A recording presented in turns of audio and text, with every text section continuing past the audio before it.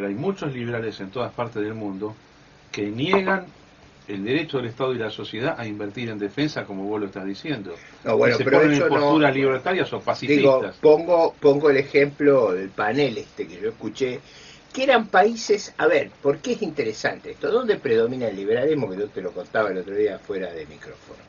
Predominan los países nórdicos, o sea, en Nada más Finlandia, ni en nada menos que los Suecia, nórdicos. bueno, donde compite con la socialdemocracia Pero son contrariamente a lo que se cree bueno, aquí en pero el es Río de la que, Plata. lo que se cree es por falta de información, o sea, los países bálticos, los países nórdicos, Holanda, esos son los ejemplos que nosotros tenemos que usar. También los liberales son medio tontos para usar sus argumentos.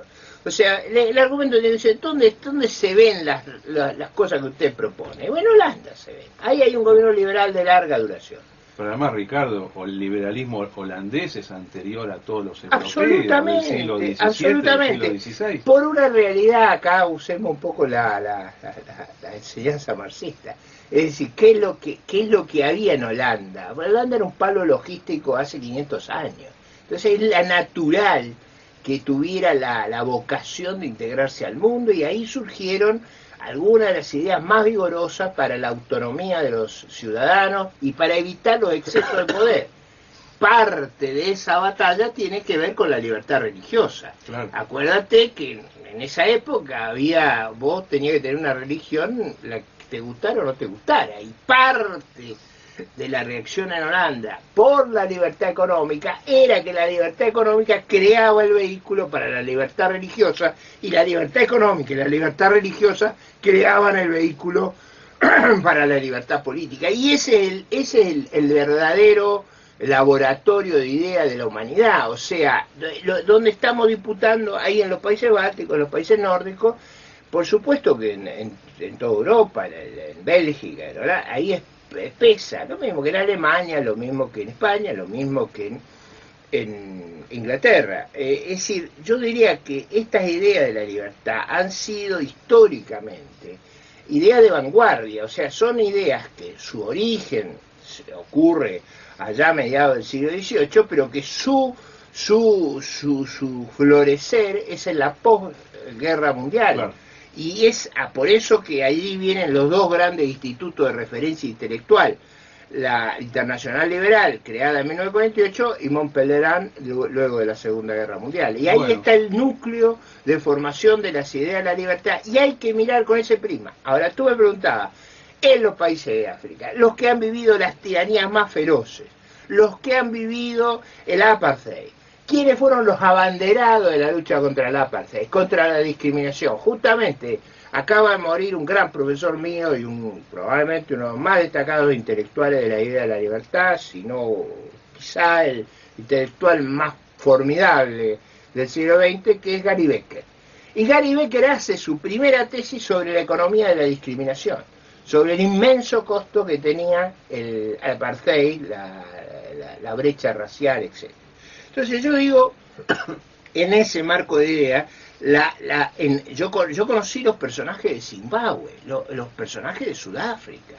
Ahí tú tienes un desarrollo de estas ideas muy poderoso, porque ellos saben lo que es la alternativa. El que conoció a Mugabe no necesita que le expliquen nada. Sabe lo que le espera en un régimen tiránico, como otro lugar donde tenemos un gran desarrollo, obviamente en condiciones no explícitas, en Cuba. Porque el que ha vivido el totalitarismo no se lo olvida más, ese es un convencido, casi un sacerdote de estas ideas. En Asia hay un gran desarrollo, en los países árabes. De nuevo, ¿por qué? Porque hay en esos países... Había liberales provenientes de los países árabes. Exactamente. ¿Y qué decían? Y bueno, básicamente, como todos sabemos, ahí se ha vivido la primavera árabe, que es un reclamo en el fondo motivado por el deseo de liberarse de las tiranías y de poder convivir en la pluralidad y en la tolerancia. Esa es una idea liberal por excelencia. Obviamente en los países árabes hay una fuerte tendencia al fanatismo religioso y al fundamentalismo religioso, y yo diría que los liberales hicieron las revoluciones y lo aprovecharon los fundamentalistas. Así fue. Entonces ahí hay una tragedia, ahí hay una tragedia en marcha, pero hay que entender el mundo. En algunos lugares no ha ocurrido un retroceso tan monumental, tan brutal, Pero es verdad que así como en los países nórdicos y bálticos, nuestro competidor es la socialdemocracia, en los países árabes nuestro competidor es el fundamentalismo y digamos, el gobierno de la burocracia estatal. A ver, en Egipto, el caso por excelencia, la columna vertebral es el ejército. Es decir, la idea de que la sociedad elija, que la sociedad civil esté separada del gobierno y pueda tener pluralismo, es inconsistente con un ejército que domina y de manera increíble la vida social, económica, política. Sí, Ricardo, pero hasta ahora lo que uno ve en los países árabes, no digo que en el futuro pueda ser distinto, pero vos podés ser una de estas tres cosas. O sos un panarabista tipo Nasser o tipo Mubarak en Egipto, O Assad. o Assad en Siria, o sos un adherente... ¿Cómo se llamaba el iraquí? Saddam Hussein, claro, Saddam Hussein, sí, eso, porque era del Baas iraquí y está el Baas sirio, que además estaban peleados. Ese es un modelo de los 50. Eso no tiene nada que ver con la idea liberal. Obviamente, pero la oposición a eso, en esos países, la real, la que existe, vos podés ser un... es el fundamentalismo. Adherente a los Emiratos, ese es otro modelo. Hay un modelo que es el de los Emiratos y el de las monarquías absolutas. Y el tercero es el fundamentalismo. Este es el menú de opciones reales del mundo árabe. Bueno, pero ¿qué hace un liberal ahí? ¿Qué hace? Porque los tres son malos. Pero digo, y no te quiero decir en Cuba, es verdad que el problema es complejo. Toda la gente que viene ahí viene de la sociedad en silencio, de una larga oscuridad. Y es verdad que son luchadores por la libertad. Esta persona en Zimbabue me contaba que su centro de estudios, que es como una academia, que es donde él escribe, que es donde los chicos van a estudiar, a discutir, a pensar otras cosas, claro, es como una mancha en el marco social. Y lo mismo ocurre en los países árabes, no nos engañemos sobre eso. O sea, yo cuando digo forman parte, es lo mismo alguien diría de la Argentina.